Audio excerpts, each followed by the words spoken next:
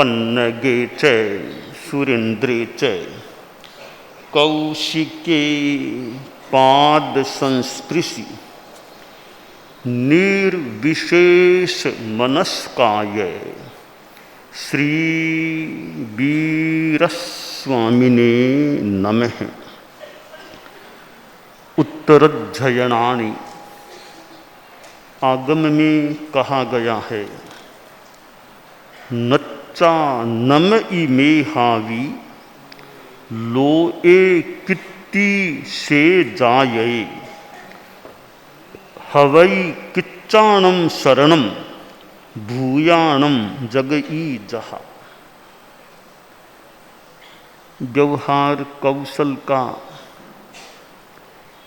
एक महत्वपूर्ण सूत्र है विनय। विनय करो, विनय रखो। अनेक सूत्र व्यवहार कौशल की दृष्टि से बन सकते हैं, ऐसी संभावना हो सकती है, परंतु विनय एक महत्वपूर्ण तत्व है। इससे आदमी का व्यवहार प्रशस्य बन जाता है और चित्त समाधि की दृष्टि से विनय का बहुत मूल्य है। जहाँ सामूहिक सामुदायिक जीवन होता है,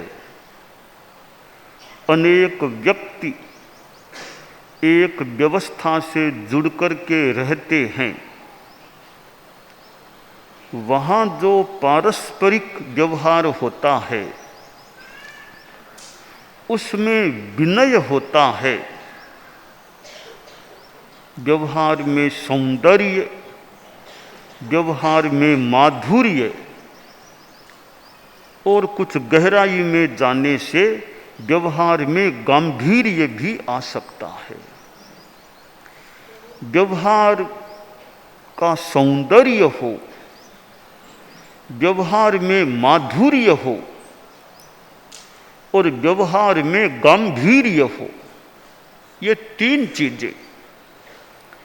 व्यवहार में सुंदरता आती है। एक व्यक्ति उच्छृंखलता पूर्ण व्यवहार करता है, कुछ भी बोल देता है, कैसे ही बैठ जाता है, तो सुंदरता में भी कमी आ जाती है, आ सकती है। सत्यम शिवम सुंदरम जो चलता है, बहुत अच्छी बात लग रही है। सत्यम शिवम सुंदरम, जहाँ सच्चाई है वहाँ शिव है, कल्याण है, और फिर भीतरी सौंदर्य प्रकट हो जाता है। सुंदरता दो प्रकार की हो सकती है। एक बाह्य सुंदरता, दूसरी आंतरिक सुंदरता। चेहरा अच्छा है, बढ़िया है, आकर्षक है, गौर वर्ण है, और भी शरीर के अवयव ठीक हैं, कान बिल्कुल उपयुक्त रूप में हैं, आंखें अपने ढंग से अच्छी हैं, नाक बहुत अच्छा है, और भी चेहरे का रूप ठीक है, शरीर में लावण्य है, तो यह बाह्य सुंदरता हो जाती है। और प्रथम दर्शन में यह आदमी का बाह्य सौंदर्य सामने आता है तो थोड़ा वह भी एक अच्छा अनुभव कराने वाला कि बहुत कितना अच्छा व्यक्तित्व है। पर यह दिखने में अच्छापन है, फिर भी सुंदरता है। परम पूजनीय आचार्य श्री तुलसी को हम में से कितनों ने देखा है, उनके दर्शन किए हैं, संतों ने हमने चरणों का स्पर्श किया है। उनकी मैं स्मृति करता हूँ तो उनका बदनार विंद सौंदर्य से युक्त स्मृति में आ रहा है। गौर वर्ण था और यूं चेहरा मोटा मोटी देखने में अच्छा लगने वाला सुंदर था। आचार्य श्री महाप्रज्ञ जी का गीत है, उसमें संक्षेप में सुंदरता का चित्रण कर दिया गया है। कानों की छटा निराली, आँखें इमरत की प्याली, कानों की छटा आँखें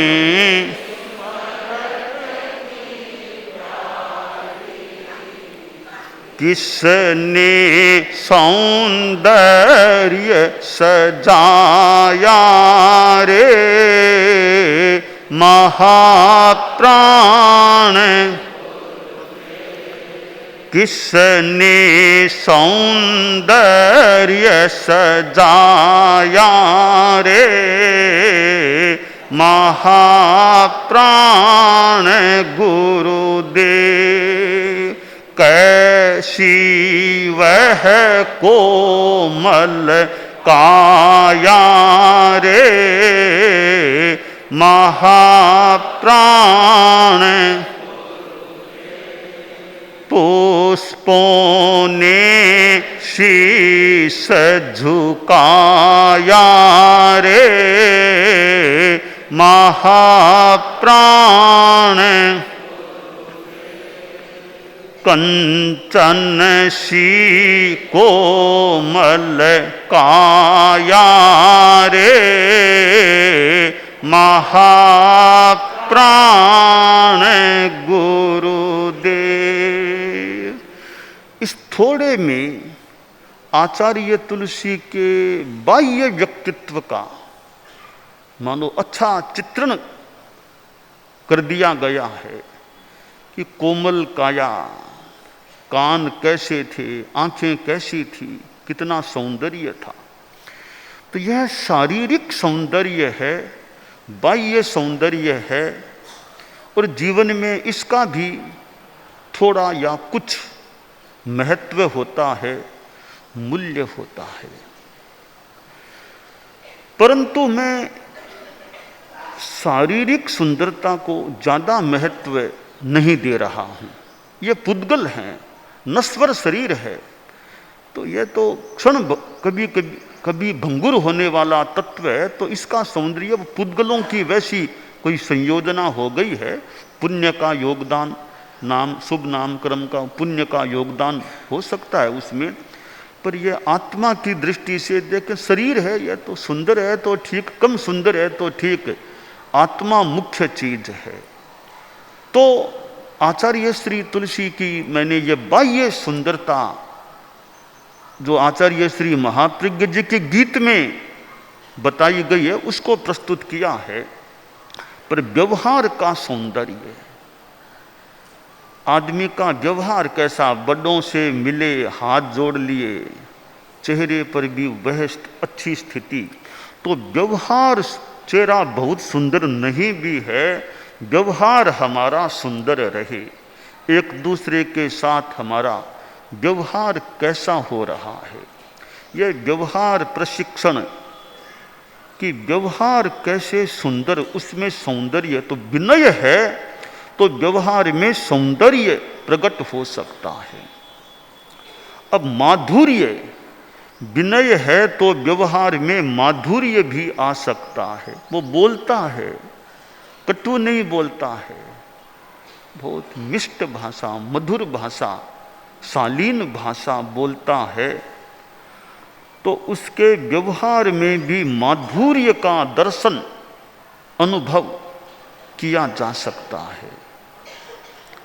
व्यवहार में गांधीर्य, हमारे साधु साध्वियाँ समणियाँ आदि बैठे हैं कि हम चारित्रात्माएं हैं, गृहत्यागी हैं और गृहस्थ भी होते हैं, कि व्यवहार में गांधीर्य ये ऊंची बात है। सौंदर्य माधुर्य भी बहुत अच्छी चीजें हैं, पर गांधीर्य आ जाए व्यवहार में, यह संभवतः बहुत ऊंची चीज होती है। कई कई विशिष्ट व्यक्तियों में यह व्यवहार का गांधीर्य भी देखने को मिल सकता है कि उनकी गहराई है।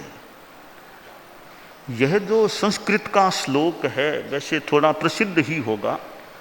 तुंगत्व मित्रा नाद्रव नेदम सिंधाव गाढ़ता अलंघनीयता हेतो रुभयम तन मनस्विनी, या यूं कह दे उच्चत्व मपरा नाद्रव नेदम सिंधव गभीरता, ऐसे भी कह सकते हैं।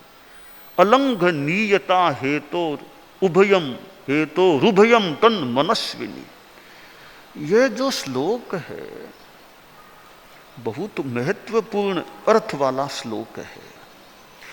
इसको हम व्यवहार प्रशिक्षण के साथ भी यत्किंचित या जितना भी जोड़ सकते हैं कि आदमी की गहराई और आदमी की उच्चता। उच्चता में हम पर्वत को उदाहरित कर देते हैं, कर सकते हैं। गांधीर्य में समुद्र को प्रस्तुत कर सकते हैं। आदमी जो मनस्वी होता है, सामान्य आदमी की थोड़ी अलग बात है। दुनिया में सब लोग एक समान हों यह जरूरी नहीं होते हैं। अलग अलग विकास हो सकता है, अलग अलग प्रकृति हो सकती है। कोई कोई आदमी दुनिया में कोई कुछ लोग ऐसे मिल सकते हैं कि जिनमें गांधीर्य होता है। गांधीर्य किस रूप में होता है? उनमें चिंतन की, ज्ञान की गहराई होती है। वे डीप में जाते हैं। उनका सहज एक प्रज्ञा मान लो होती है कि वो बात की गहराई में जा सकते हैं। उनके वक्तव्य में, भाषण में भी कुछ गहराई लिए हुए तत्व हो सकते हैं। उनके बदनार विंद पर भी गांधीर्य का दर्शन हो सकता है। तो हमारा व्यवहार एक तो ठीक है सामान्य रूप में मिलना जुलना, पर कई लोग जो थोड़े उच्च स्टेटस वाले, उच्च विकास वाले होते हैं, उनके व्यवहार में वो गांधीर्य भी देखा जा सकता है। तो उम्र भी आ जाती है आदमी को, दीक्षा पर्याय के भी अच्छे बरस बीत चुके हैं, फिर भी कई बार उतनी गंभीरता न आई। और कई कम उम्र के लोग हैं, साधु साधियों में दीक्षा पर्याय भी बहुत ज़्यादा नहीं है, फिर भी उनके व्यवहार में, उनके चिंतन में, उनके बदनार बिंद पर कुछ गांधीर्य की स्थिति का अनुभव और दर्शन हो सकता है। तो वह गहराई आते आते या कोई भीतर की साधना से वो गहराई भी प्रस्फुटित हो सकती है। साधना में तीव्रता आ जाती है तो व्यवहार में वो गहराई आ सकती है। तो व्यवहार में सौंदर्य हो, व्यवहार में माधुर्य हो, और तीसरी चीज है कि व्यवहार में गांधीर्य हो। पर्वत में ऊंचाई है, सागर में गहराई है। कि भी पर्वत में एक चीज दिखाई दे रही भी ऊंचाई है, सागर में मान लो गहराई मुख्यतया ज्ञात होती है। दोनों में एक एक विशेषता है, परंतु पुरुष आदमी, मनुष्य जो मनस्वी बन गया है, कुछ ऐसे मनस्वी मनुष्य मिल सकते हैं जिनमें उच्चता भी है और गंभीरता भी होती है। अब उच्चता किस चीज में हो और गंभीरता किस चीज में हो, तो मैं संक्षेप में बताना चाहता हूं कि गंभीरता तो ज्ञान और चिंतन में आनी चाहिए। आदमी की ज्ञान की गहराई होनी चाहिए, चिंतन की गहराई होनी चाहिए। किसी विषय पर ध्यान दे तो थोड़ा ऊपरी स्तर पर नहीं, वो डीपली जा सके, गहराई में की स्थिति क्या हो सकती है।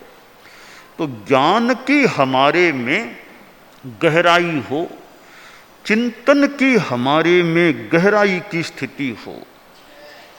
भले झटपट जल्दी सी आदमी न बोले, पर वो चिंतन की गहराई में है, अवसर आता है तब अपनी बात रख दे, न भी बोले तो भी वो गहराई में है, उसकी चिंतन की गंभीरता है। और ज्ञान की गहराई, हम पढ़ते भी हैं, मान लो पढ़ना अच्छा है, एक तो सामान्य चीजें पढ़ ली, ठीक है, जानकारी हो जाए। एक हम कुछ गहरे ग्रंथों को पढ़ने का प्रयास करें, गहरे ग्रंथ पढ़ें। गहरे दार्शनिक एक आगम के हैं और हैं, गहरे हैं, उनको पढ़ते हैं तो उनसे भी हमारी ज्ञानात्मक गहराई का विकास होने में सुविधा मिल सकती है। तो गहरी चीजें पढ़ने का भी अभ्यास करें। हमने समाचार पत्र देखा, सामान्य मानो जानकारियां मिल गई, कोई सामान्य पत्र पत्रिका देख ली जो सामान्य सी है, न्यूज़पेपर जैसी है, कुछ जानकारी वर्तमान की मिल गई, ये एक सामान्य, उनकी भी उपयोगिता हो सकती है। वो एक वर्तमान संदर्भों की हमें जानकारी देने वाले हो सकते हैं। कभी कभी उनमें भी गहरी बातें कोई मिल सकती हैं। हमारे ग्रंथ हैं। अब हमारा भगवती सूत्र आप देखिए, भगवती जोड़ तो खैर भगवती सूत्र का ही वैसे है। अब ऐसे आगम को कोई पढ़े, आचारांग भाष्य, आयारो और भी हमारे आगम हैं।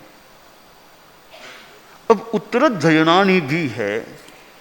अब इसमें भी हम अध्ययन करें, बहुत अच्छी बातें हमें इससे प्राप्त हो सकती है।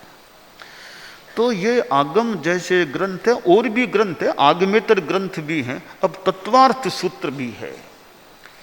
हमारे साधु साध्वियाँ समणियाँ है, कोई तत्वार्थ भाष्यानुसारिणी को अच्छी तरह पढ़ ले, और भी तत्वार्थ सूत्र की कोई व्याख्याएं और भी ग्रंथ है। एक तत्वार्थ सूत्र की भाष्यानुसारिणी वृत्ति का कोई आलोडन विलोडन अवगाहन कर ले, ऐसा लगता है कि तत्वार्थ भाष्यानुसारिणी वृत्ति तो एक सिंधु है, समुद्र है, उसमें गोते लगाओ, पढ़ते जाओ पढ़ते जाओ, कहाँ कौन से मोती, कौन सी अच्छी चीजें उसमें मिल सकते।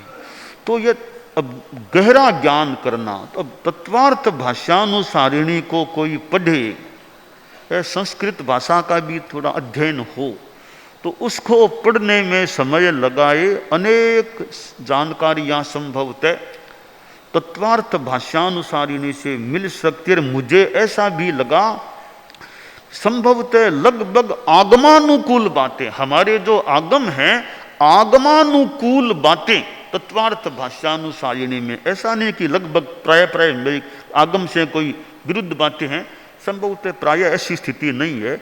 आगमानुकूल सिद्धांतानुकूल बातें तत्वार्थ भाष्यानुसारिणी में मिल सकती है। तो इसको कोई पढ़े, भले 5 साल लगे, 10 साल लगे, जितना टाइम मिले, तो इसको पढ़ने से कुछ ज्ञान की गहराई प्राप्त हो सकती है। हमारे आगमों के हम टिप्पण भी देख लें, कई जगह टिप्पण को देखें, पढ़ें, करें, अच्छी जानकारियाँ, थोड़ी ज्ञान की गहराई आने की आशा की जा सकती है। तो गंभीरता किस में हो, ज्ञान में गंभीरता हो, और फिर चिंतन, किताबें तो पढ़ ली रख दी, अब स्वयं का हम चिंतन करें। हालांकि सब में वो एक समान गंभीरता कहना मुश्किल है, पर हम प्रयास भावना रखें, हमारी गंभीरता बढ़े। तो चिंतन की गंभीरता, कोई विषय में सोचना है, चिंतन करना है, तो आवेश में तत्काल नहीं, गुस्सा आया तत्काल ऐसा कर देंगे, ऐसा नहीं, जल्दबाजी में निर्णय नहीं लेना चाहिए। जो मुखिया होते हैं किसी संगठन के, किसी वर्ग विशेष के, बोले समाज के संगठनों के भी मुखिया हो, राजनीति में मुखिया हो, तो सामान्यतया मुखिया आदमी को कभी आवेश में आकर के कोई झटपट निर्णय नहीं लेना चाहिए। निर्णय शांति से करना चाहिए। आवेश, गुस्से में आया, निर्णय कर दिया, वो निर्णय कई बार गलत साबित हो सकता है। तो निर्णय करो शांति से, थोड़ा गहराई में जाओ कि यह निर्णय ठीक है क्या, थोड़ा गहराई में जाओ, फटाफट मत करो, थोड़ी शांति धैर्य रखते हुए निर्णय लो। तो चिंतन थोड़ा गहरा करने का प्रयास करो, लगे अब मेरा चिंतन थोड़ा ठीक हो गया, अब निर्णय पर आओ। चिंतन निर्णय क्रियान्विति है। गुरुदेव तुलसी को याद कर ले, इनमें ज़्यादा अनावश्यक फासला नहीं होना चाहिए। तो चिंतन हो तो सही ना, चिंतन किया ही नहीं, सीधा ही निर्णय कर लिया। कोई केवल ज्ञानी तो अलग बात है, चिंतन की अपेक्षा नहीं, निर्णय दे दिया। सामान्य हम इंसान हैं तो थोड़ा सा ध्यान दिया कि नहीं, या ध्यान में कुछ आया कि नहीं, फिर शांति में निर्णय करो। अधीरता में, आवेश में, उतावलापन में यूँ आकर के, भावुकता में आकर के, भावुकता में ज़्यादा नहीं बहना चाहिए। एक बार भावुकता आई, निर्णय दे दी, बिना भावुकता के विवेक रखो निर्णय करने में, क्योंकि भावुकता और विवेक ये दो चीजें हैं। हमारा निर्णय विवेक से नियंत्रित हो, न कि भावुकता से ज़्यादा प्रभावित हो। भावुकता से ज़्यादा प्रभावित होकर कोई निर्णय दिया जाता है, वो निर्णय कहीं गलत, असमीचीन हो सकता है। विवेक युक्त निर्णय किया जाए, भावुकता वश नहीं, विवेक युक्त निर्णय किया जाता है, वो निर्णय वैसे अच्छा हो सकता है। कदाचित त्रुटि भी हो जाए तो हो जाए, पर वो तरीका ठीक है कि व्यवहार यानी निर्णय जो हो, व्यवहार में विवेक से हो। तो व्यवहार में सौंदर्य हो, व्यवहार में माधुर्य हो और व्यवहार में गांधीर्य हो। तो हमारा यह प्रथम अध्ययन जो उत्तराध्ययनानी का है, यह व्यवहार प्रशिक्षण की दृष्टि से हम चारित्रात्माओं के लिए, समणियों के लिए, औरों के लिए भी इसमें से निष्कर्ष निकाला जा सकता है। एक मार्गदर्शक है, अच्छा प्रशिक्षण का आधार है। तो यह शिष्यों के लिए जो एक बात आई है कि शिष्य जो विनय पद्धति को जानकर उस विनय पद्धति को अपने व्यवहार में उतार लेता है, कि आचार्य के प्रति, गुरु के प्रति जो औचित्य है उसके अनुसार विनय रखता है कि कैसे मुझे बोलना, मैं आचार्य प्रवर के सामने खड़ा हूँ तो यहाँ मुझे बोलना भी कैसे चाहिए।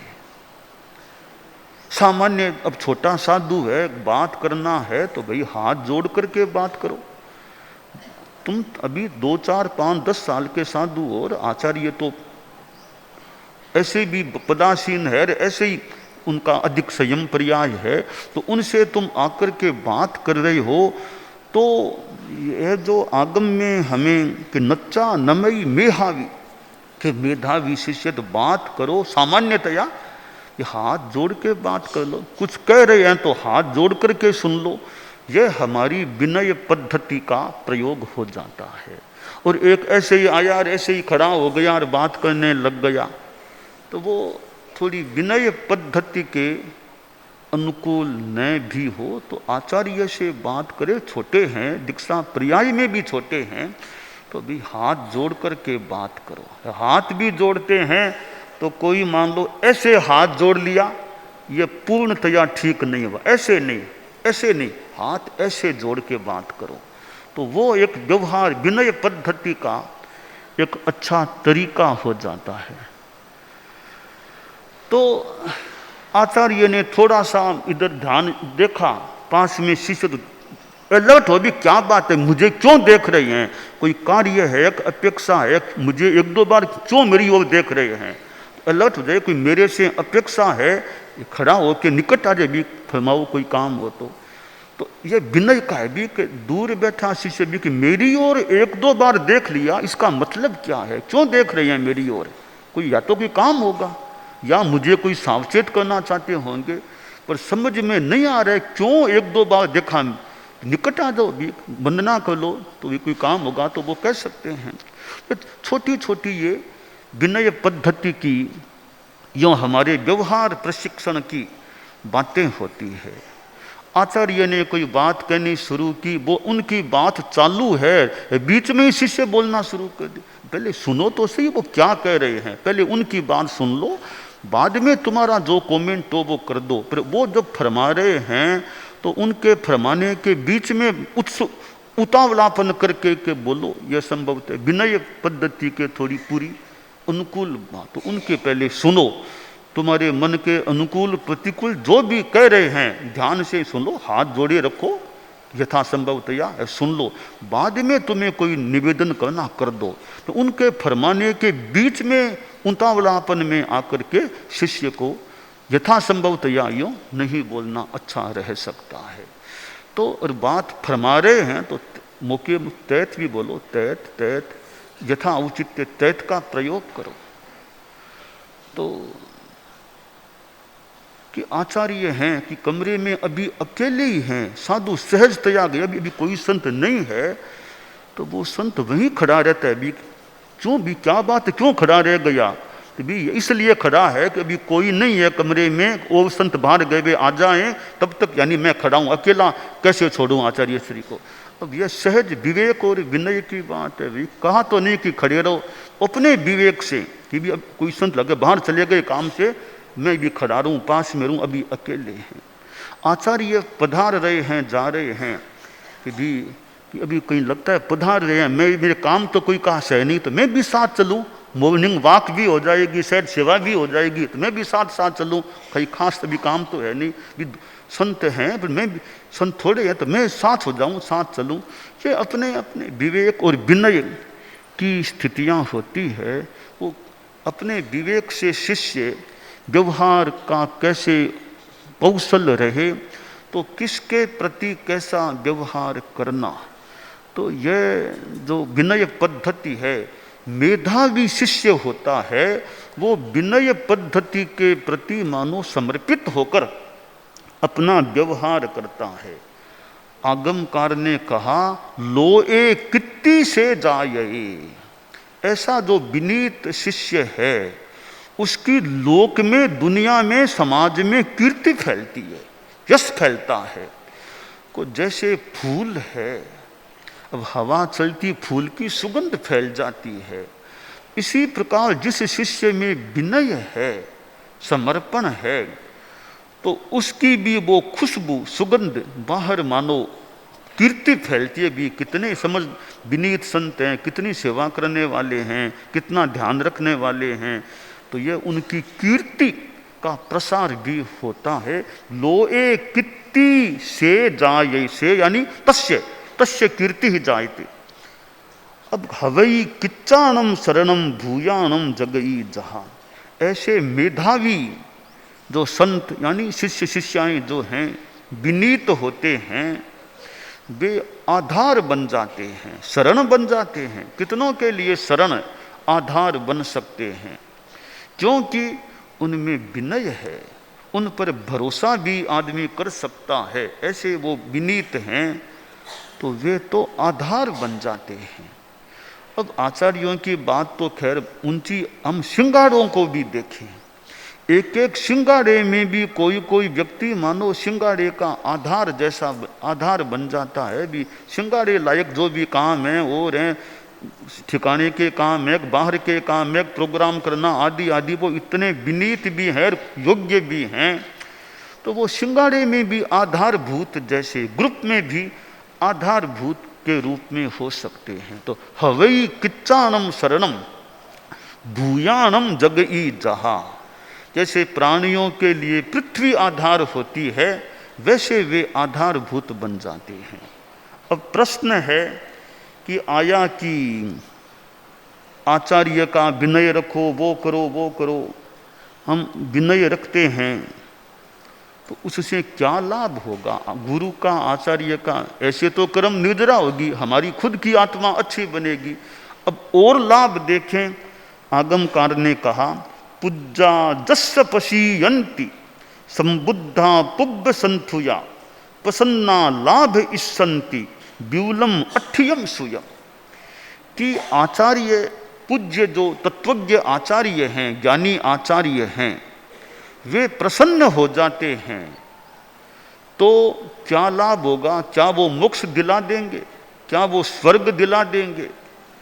कि भाई स्वर्ग दिला देना ये आचार्य का बस का काम नहीं भी हो तो क्या कर सकते हैं? भी आचार्य हैं, वो आर्थिक श्रुत प्रदान कर सकते हैं, विपुल आर्थिक श्रुत, वो ज्ञान दे देते हैं, रास्ता बता देते हैं या अनुशासन रखते हैं, तो उनकी अनुशिष्टि, उसके अनुसार शिष्य चलेगा, उनसे ज्ञान प्राप्त करेगा, तो वो ज्ञान है, वो अनुशिष्टि है, वो मोक्ष को दिलाने वाली बन सकती है। और ज्ञान दिया किसने? आचार्य ने दिया, इसलिए परंपरा रूप में आचार्य मोक्ष दिलाने वाले बन सकते हैं। तो पूज्य प्रसन्न रहें, हम विनय रखें और पूज्य, हमारे पूज्य प्रसन्न रहें, वो फिर हमें विपुल आर्थिक श्रुत, अर्थ है मोक्ष है, मोक्ष का हेतुभूत जो श्रुत है वो शिष्यों को प्रदान करते हैं, अनुशिष्टि करते हैं, तो वो शिष्य हैं, वो मोक्ष की दिशा में भी आगे बढ़ सकते हैं। तो ऐसे शिष्य जो विनीत हैं, तो धन्य है वह शिष्य, धन्य है वह शिष्य।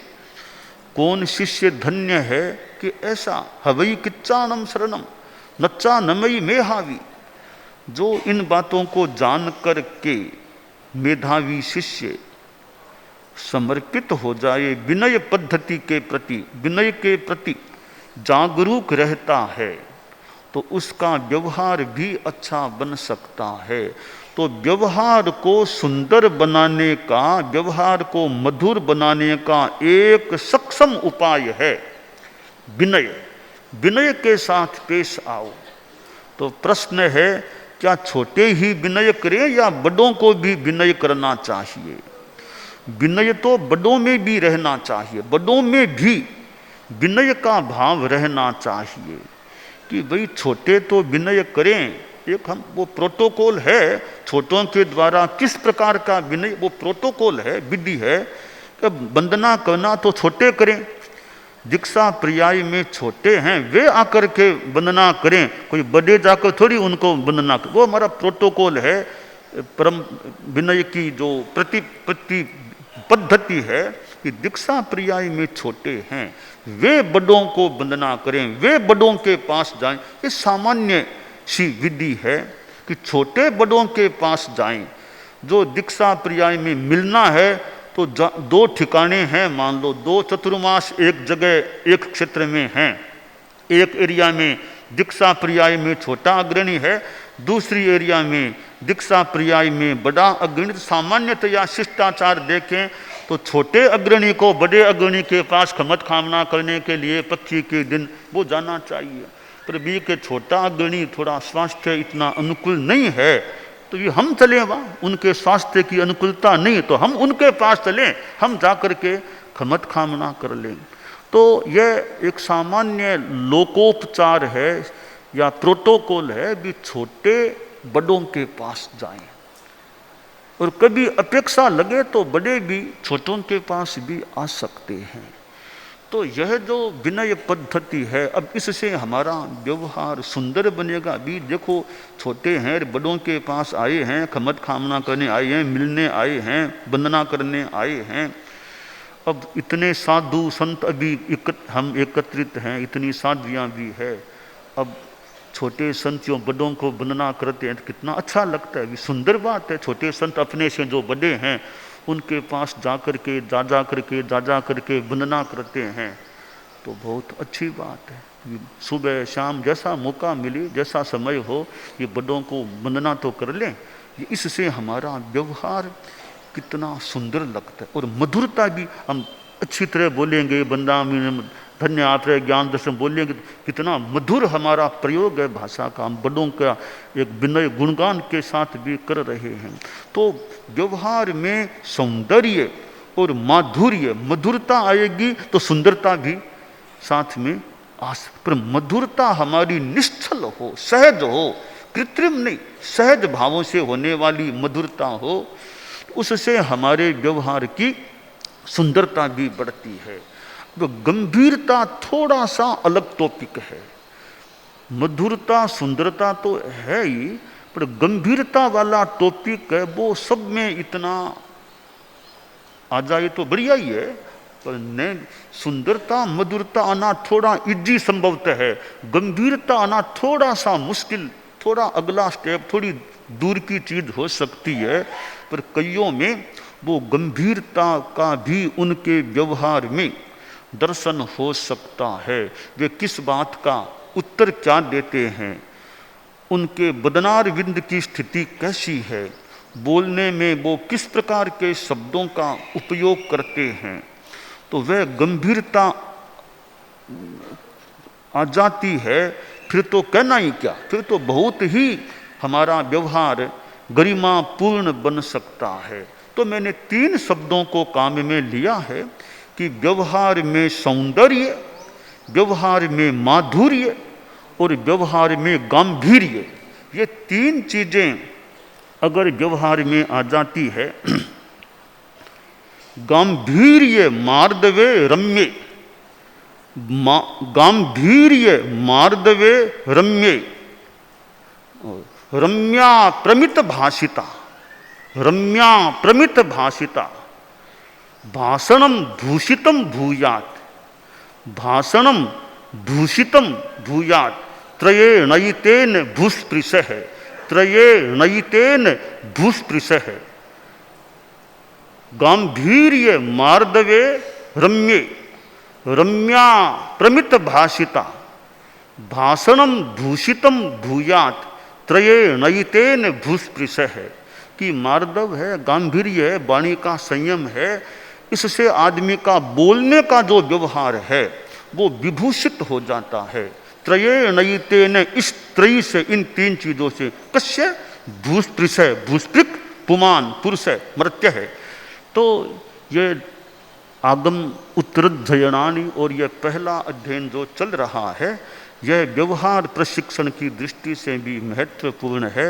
और हम अपने जीवन में इन अच्छे तत्वों को, विनय के तत्व को आत्मसात करने का, आत्मसात रखने का प्रयास रखें, यह काम्य है। दानान शिष्ठम अभयपयाणम सच्चे सुया अणवज्रम वयंती, तवेषु या उत्तम बंभचेरम लोगुत्तमे समणेनाय पुत्ते।